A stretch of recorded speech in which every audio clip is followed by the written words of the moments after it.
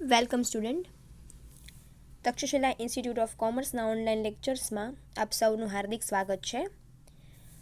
અગાઉના વિડીયો લેક્ચરમાં આપણે યુનિટ નંબર 1A ઓડિટનો પ્રાથમિક પરિચય વિશે પૂર્ણ કર્યું હતું, એટલે કે ઓડિટના હેતુઓ એ યુનિટ નંબર 1Aનો લાસ્ટ ટોપિક હતો.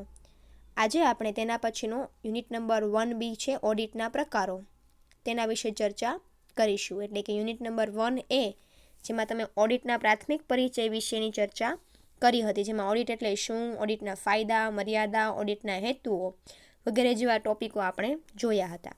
આજે આપણે યુનિટ નંબર 1B ઓડિટના પ્રકારો વિશે જોઈશું. તો કે ભાઈ સામાન્ય રીતે ઓડિટનો મુખ્ય હેતુ શું હોય છે? તો કે ભાઈ નફા નુકસાન ખાતાનું અને પાકા સરવૈયાની ચકાસણી કરવી અને ધંધાનો નફા નુકસાનના આધારે સાચો નફો છે કે ખોટ અને પાકા સરવૈયાના આધારે ધંધાની સાચી આર્થિક વ્યાજબી પરિસ્થિતિ શું છે તેના વિશેની માહિતી છે આપણને મળે છે. તો ઓડિટના પ્રકારો છે તે ઓડિટના પ્રકારો જુદા જુદા દ્રષ્ટિકોણ પ્રમાણે નીચે મુજબના હોય છે. તેના મુખ્ય દ્રષ્ટિકોણો કયા છે? તો કે ભાઈ પહેલું છે સ્વરૂપની દ્રષ્ટિએ ઓડિટના પ્રકારો. પછી પહેલો દ્રષ્ટિકોણ છે સ્વરૂપની દ્રષ્ટિએ, બીજો દ્રષ્ટિકોણ છે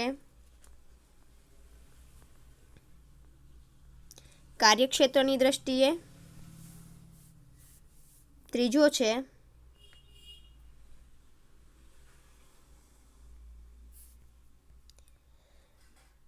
છે ઓડિટના સમયની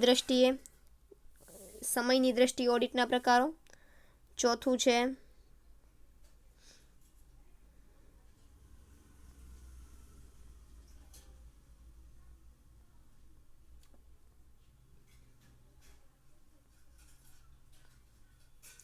કાર્યની દ્રષ્ટિએ,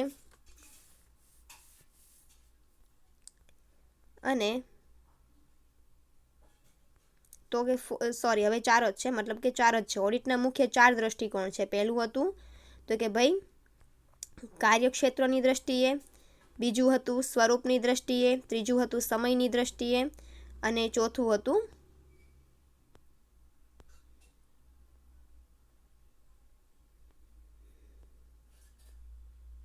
કાર્યની દ્રષ્ટિએ. તો પહેલા ટોપિકની ચર્ચા કરીએ કે પહેલો ટોપિક છે ઓડિટના પ્રકારોમાં શેની દ્રષ્ટિએ છે? તો કે ભાઈ ઓડિટના પ્રકારો સૌપ્રથમ પહેલું છે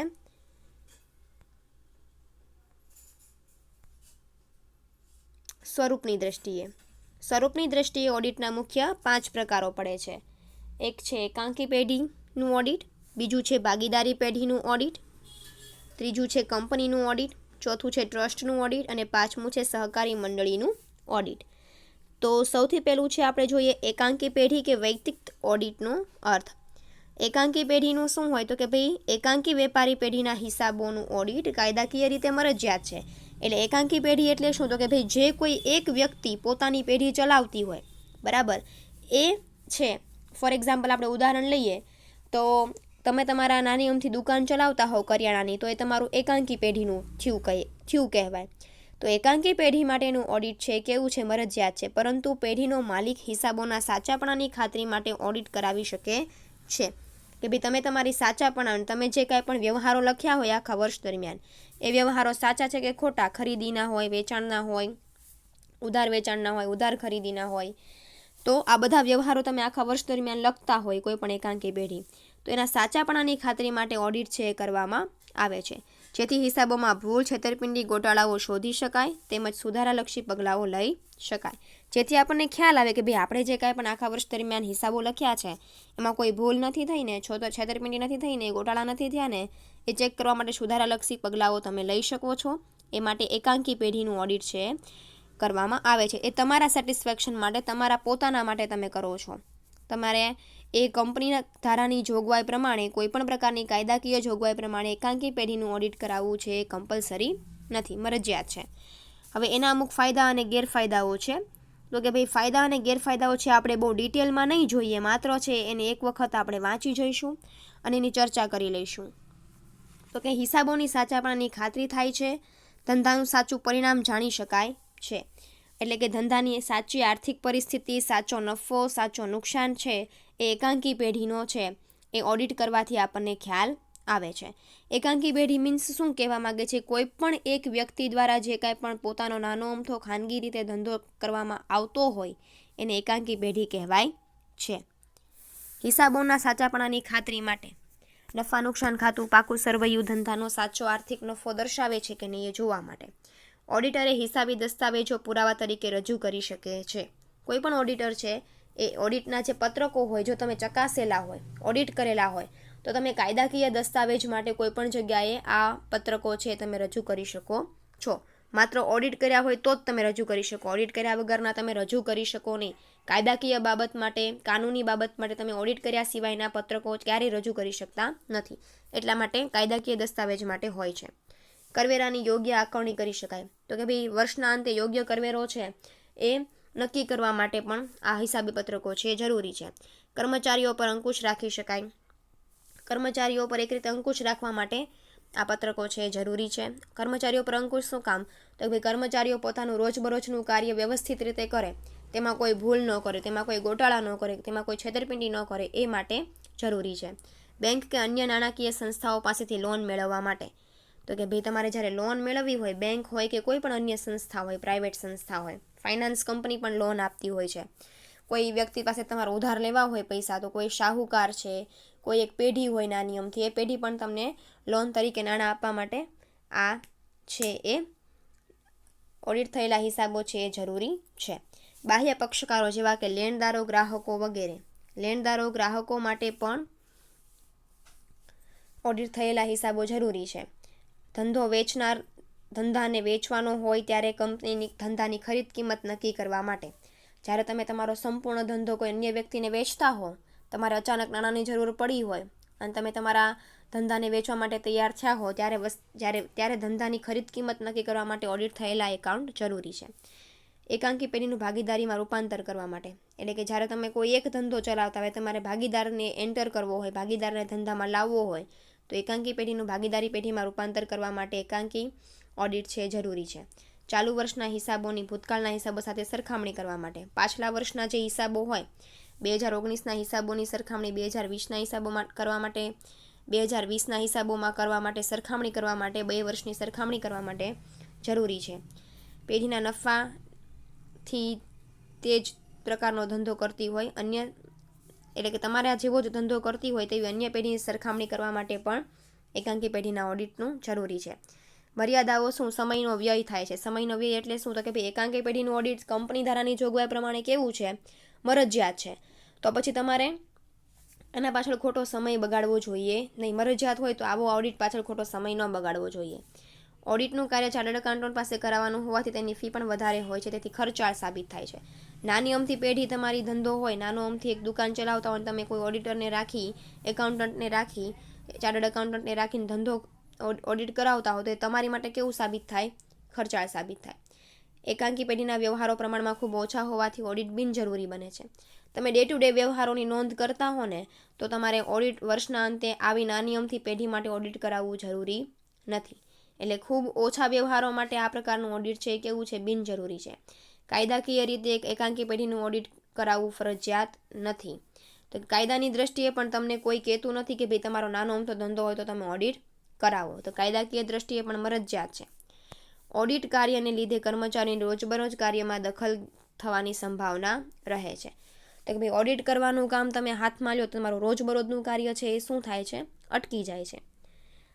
હવે જોઈએ ભાગીદારી પેઢીનું કાર્ય. સ્વરૂપની દ્રષ્ટિએ બીજો પ્રકાર પડે છે. સ્વરૂપની દ્રષ્ટિએ મુખ્ય 5 પ્રકારમાં પેટા પ્રકાર બીજો ભાગીદારી પેઢીનું ઓડિટ.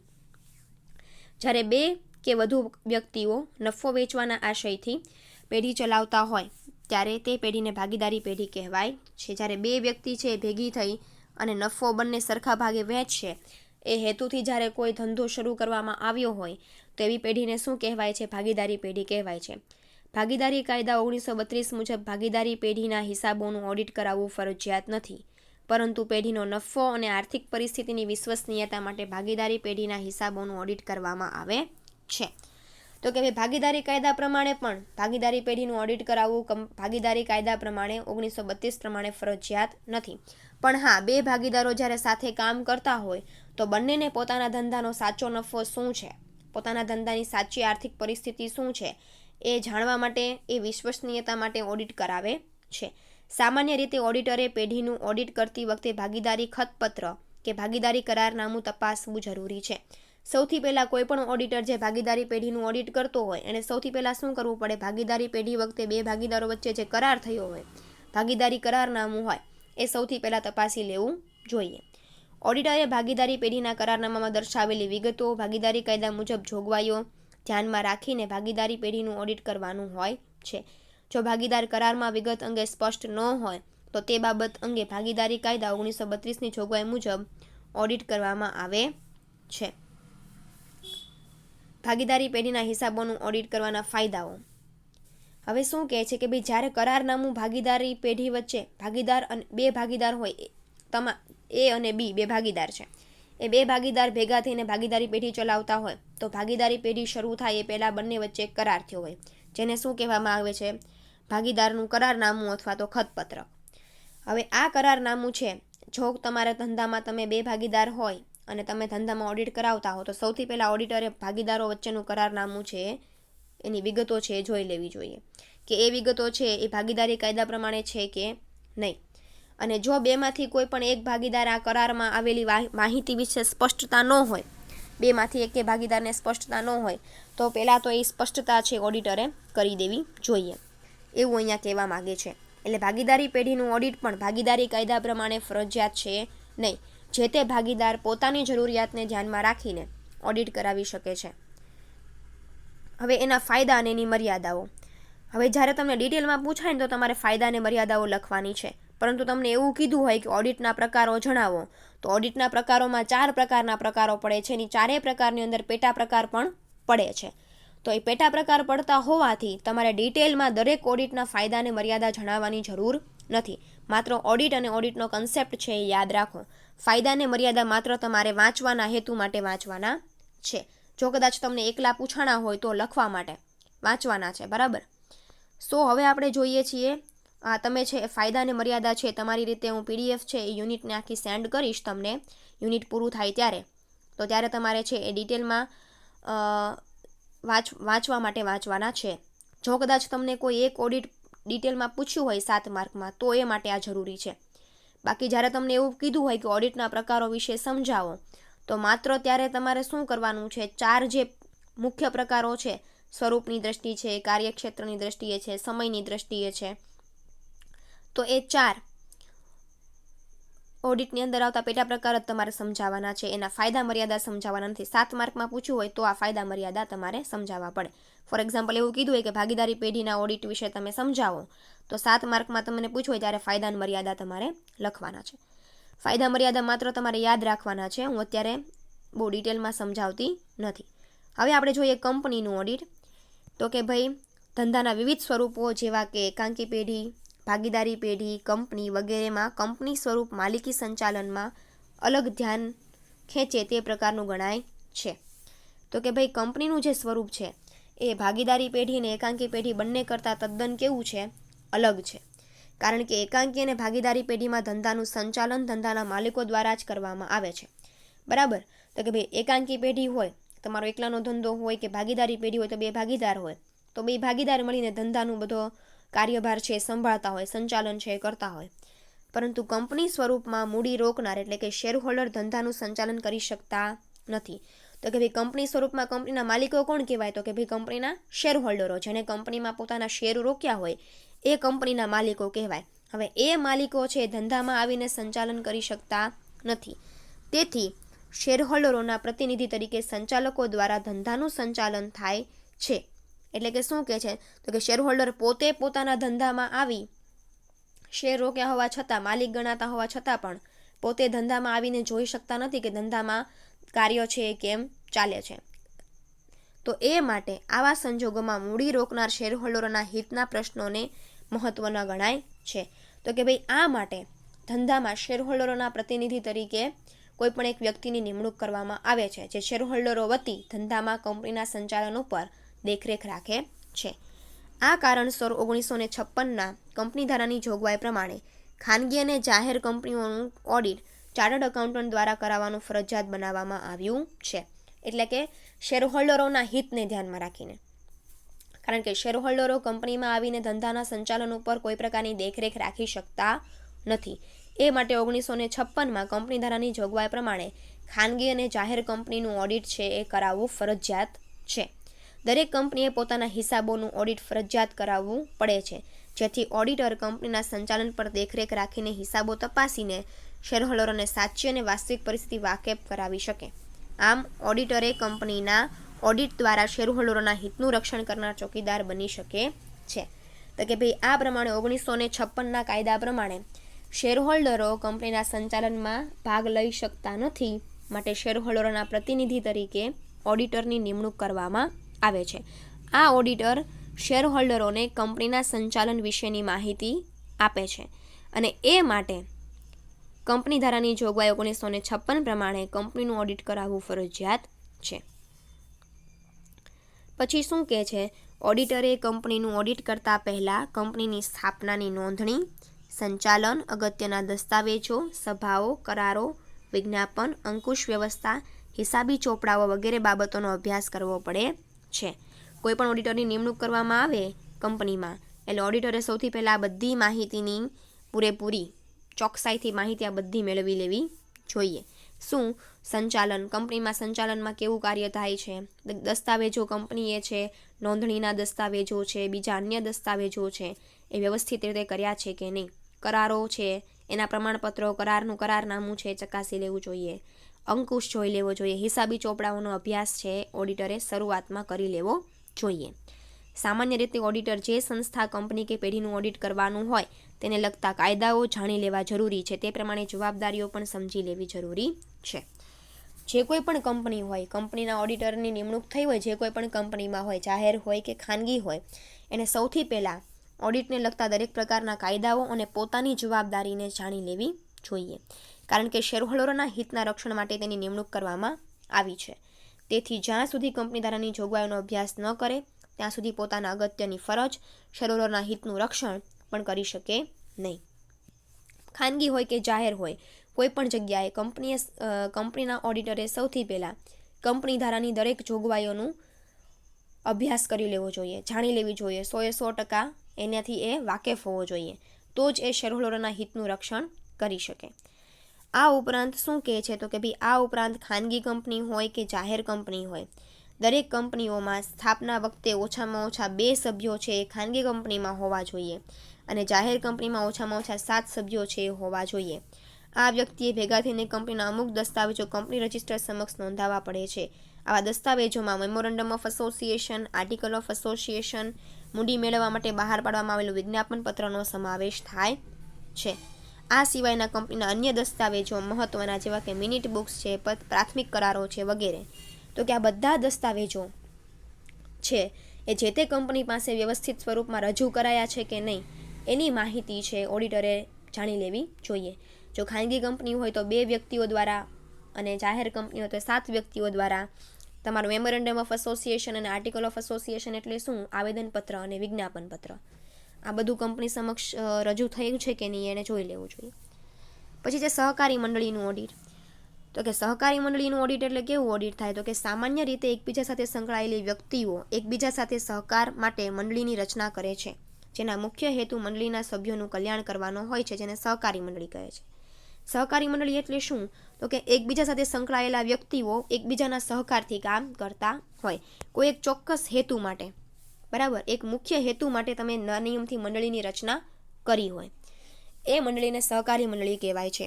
આવી સહકારી મંડળીનું audit register of cooperative society દ્વારા કરવામાં આવતું હોય છે. તો કે ભાઈ સહકારી મંડળીનું ઓડિટ છે કોની દ્વારા કરવામાં આવે?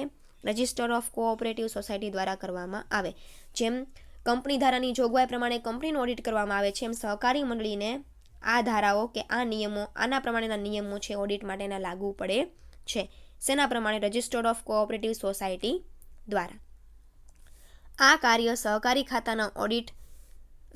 ખાતાના ઓડિટરને તેમના વતી સોંપવામાં આવે છે, પરંતુ સહકારી મંડળીના ઓડિટ માટે સામાન્ય ઓડિટરને સહકારી મંડળીનું ખાતું નિમી શકે છે. મતલબ શું કહેવા માંગે છે? તો કે ભાઈ જેમ તમે કંપનીમાં ઓડિટરની નિમણૂક કરો છો એમ સહકારી મંડળીમાં પણ એક ઓડિટરની નિમણૂક છે કરવામાં આવે છે. પણ એ નિમણૂક કોના દ્વારા કરવામાં આવતી હોય? તો કે ભાઈ રજિસ્ટર્ડ ઓફ કોઓપરેટિવ સોસાયટી દ્વારા ડાયરેક્ટ ઓડિટરની નિમણૂક જે તે સહકારી મંડળીને કરવામાં આવે છે. સહકારી મંડળીના ઓડિટે હિસાબ કાર્યક્ષમતા પરથી રજિસ્ટર્ડ ઓફ ABCD ગ્રેડ આપવામાં આવે છે. તો કે ભાઈ જ્યારે ઓડિટર સહકારી મંડળીનું ઓડિટ કરી લે એટલે એ ઓડિટને આવા ગ્રેડ આપે છે. સહકારી મંડળીમાં આવા ગ્રેડ આપવાની સિસ્ટમ છે. એના પણ ફાયદાઓ છે અને મર્યાદાઓ છે, બરાબર. તો એ પણ છે, તમારે ખાલી રીડ કરવાની છે. તો પહેલાં આપણે જોયું કે ભાઈ પહેલું સ્વરૂપની દ્રષ્ટિએ ઓડિટના મુખ્ય 4 પ્રકારો પડે છે. એકાંકી પેઢીનું ઓડિટ, ભાગીદારી પેઢીનું ઓડિટ, કંપનીનું ઓડિટ અને સહકારી મંડળીનું ઓડિટ.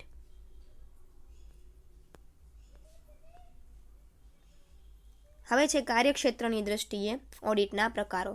કાર્યક્ષેત્રની દ્રષ્ટિએ ઓડિટના પ્રકારો સામાન્ય રીતે કેવી રીતે પડે છે? તો કે ભાઈ 3 રીતે પડે છે. 1, ઊંડાણપૂર્વકનું ઓડિટ એટલે કે તલસ્પર્શી અને વિગતવાર ઓડિટ, સંપૂર્ણ ઓડિટ અને અંશતઃ ઓડિટ. બરાબર. ઊંડાણપૂર્વકનું ઓડિટ શું છે? તો કે ઊંડાણપૂર્વકનું તલસ્પર્શી કે વિગતવાર ઓડિટ એટલે શું? આ શેની દ્રષ્ટિએ છે? તો કે ભાઈ કાર્યક્ષેત્રની દ્રષ્ટિએ. પેલું સ્વરૂપની દ્રષ્ટિએ, બીજું કાર્યક્ષેત્રની દ્રષ્ટિએ. પેલું છે ઊંડાણપૂર્વક ઓડિટ.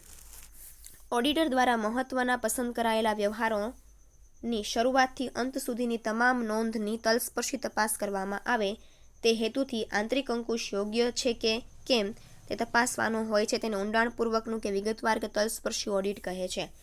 એટલે શું કહે છે?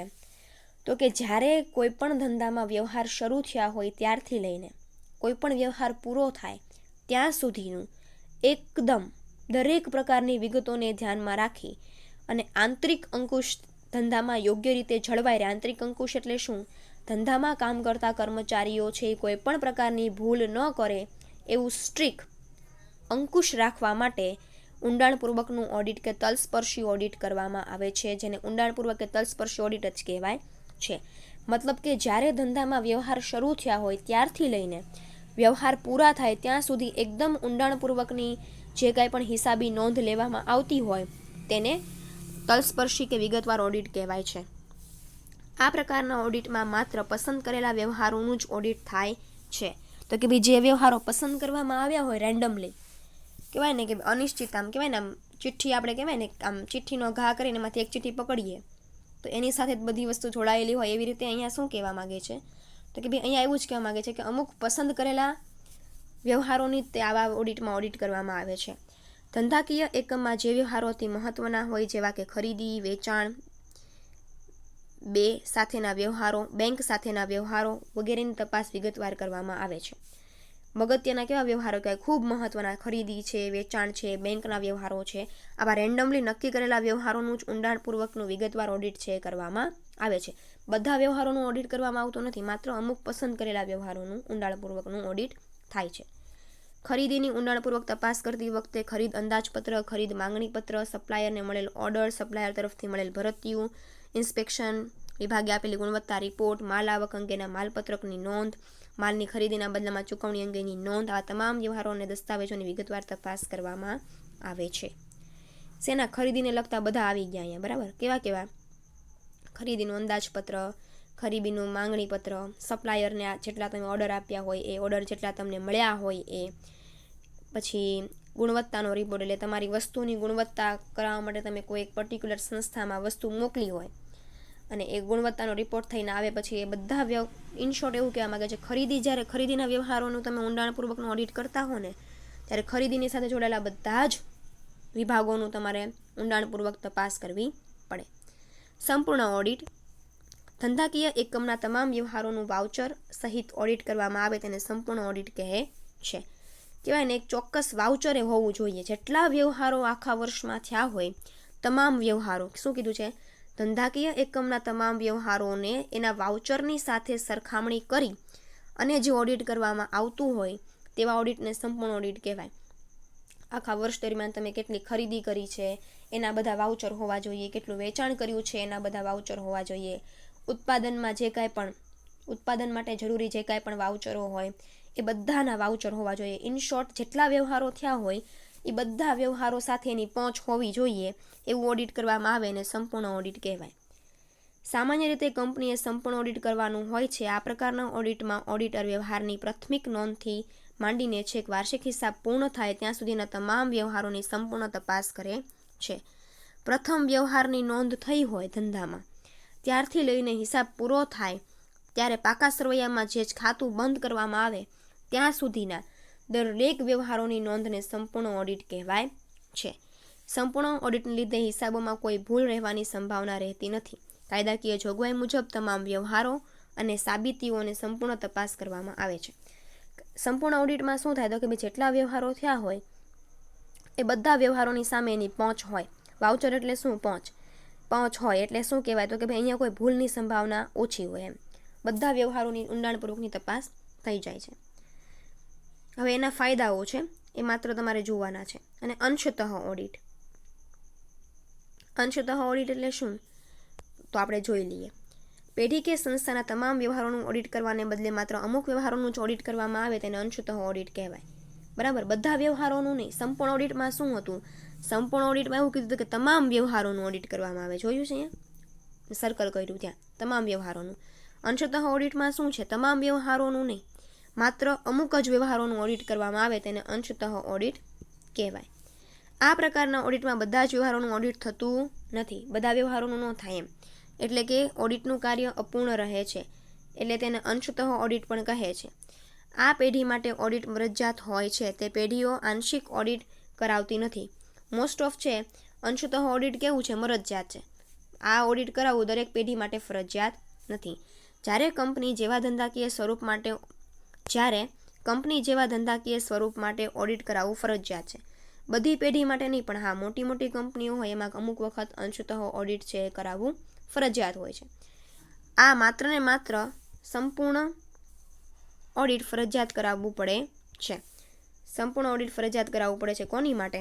કંપની માટે. બરાબર. અંશતઃ ઓડિટ એ કાયદાકીય રીતે ઓડિટ ગણાય નહીં, કારણ કે સંપૂર્ણ ઓડિટ થતું ન હોવાથી જે વ્યવહારોનું ઓડિટ થયું ન હોય તેના સાચાપણા અંગે ખાતરી થતી નથી. તો કે સંપૂર્ણ ઓડિટ છે ને એ બધા માટે કમ્પલસરી નથી. બરાબર. સંપૂર્ણ ઓડિટ છે ને એ માત્ર કંપની હોય મોટી એની માટે કમ્પલસરી છે. તો જ્યાં તમારું સંપૂર્ણ ઓડિટ એટલે કે બધા વ્યવહારોનું જ્યાં ઓડિટ થતું હોય ત્યાં અંશતઃ ઓડિટની સંભાવના રહે. જ્યાં સંપૂર્ણ ઓડિટ જ નથી થતું ત્યાં અંશતઃ ઓડિટની સંભાવના બહુ ઓછી હોય. પરંતુ જો પેઢીના વ્યવહારોનું પ્રમાણ ખૂબ ઓછું હોય અને કાયદાકીય રીતે ફરજિયાત ન હોય તો તેવા પ્રકારની પેઢીઓ અંશતઃ ઓડિટ કરાવી શકે છે. એટલે કે તમારા વ્યવહારો પેઢીના સ્વરૂપમાં ખૂબ નાના હોય તો તમે અંશતઃ ઓડિટ પણ કરી શકો છો. એટલે કે જો નાના પાયા ઉપર તમે કામ કરતા હો તો અંશતઃ ઓડિટ કરાવી શકાય. વ્યવહારો ઓછા હોય તો લાખો કરોડોમાં રોજના વ્યવહારો થતા હોય તો ત્યાં એના માટે અંશતઃ ઓડિટ છે એ જરૂરી નથી. બરાબર. આ ઉપરાંત પેઢીમાં આંતરિક અંકુશનું પ્રમાણ અસરકારક કરવા માટે પણ અંશતઃ ઓડિટ છે ઉપયોગી થાય છે. અંશતઃ ઓડિટ આંતરિક અંકુશ માટે શું કામ? તો કર્મચારીઓ પોતાનું કામ ભૂલ કર્યા વગર વ્યવસ્થિત રીતે કરે એ માટે જરૂરી છે. અંશતઃ ઓડિટમાં તમામ વ્યવહારોનું ઓડિટ ન થતું હોવાથી નફા અને પેઢીની આર્થિક પરિસ્થિતિની વિશ્વસનીયતા અંગે શંકા રહે છે. તેથી બેંક, આવકવેરા અધિકારી, લેણદારો વગેરે જેવા બાહ્ય પક્ષકારો સંપૂર્ણ ઓડિટ હિસાબો પર વિશ્વાસ મૂકતા નથી. તો કે ભાઈ અંશતઃ ઓડિટમાં અમુક વ્યવહારોને ધ્યાનમાં રાખીને ઓડિટ કરવામાં આવ્યું હોય તો એ તમારા ધંધાનો સાચો નફો દેખાડે નહીં. એટલા માટે બાહ્ય પક્ષકારો એટલે કે જે બેંક પાસેથી આપણે લોન લેવી હોય તો લોન માટે, આવકવેરા ચૂકવવા હોય તો આવકવેરા માટે, લેણદારો માટે, એવા બધા પક્ષકારો માટે આ પ્રકારનું ઓડિટ છે ફાયદાકારક નથી. કારણ કે આમાં અમુક વ્યવહારોની જ નોંધ કરવામાં આવી હોય અને એનું જ તે ઓડિટ કરવામાં આવ્યું હોય તો કંપનીનો સાચો નફો શું છે એની માહિતી તમે બેંકને પણ આપી ન શકો અને આવકવેરા અધિકારીને પણ આપી ન શકો. એટલા માટે તો આપણે આજે ઓડિટના આ 2 પ્રકારો છે એ જોયા છે. બાકીના જે 2 પ્રકારો છે કયા છે તો કે ભાઈ બાકીના જે 2 પ્રકારો છે એ છે સમયની દ્રષ્ટિએ અને લાસ્ટ છે કાર્યની દ્રષ્ટિએ. એ આપણે નેક્સ્ટ લેક્ચરમાં જોઈશું. આજે આપણે 2 જોયા છે. કયા તો કે ભાઈ સ્વરૂપની દ્રષ્ટિએ અને કાર્યક્ષેત્રની દ્રષ્ટિએ. બાકીના જે 2 ઓડિટના પ્રકાર છે આપણે નેક્સ્ટ લેક્ચરમાં જોઈશું. Thank you.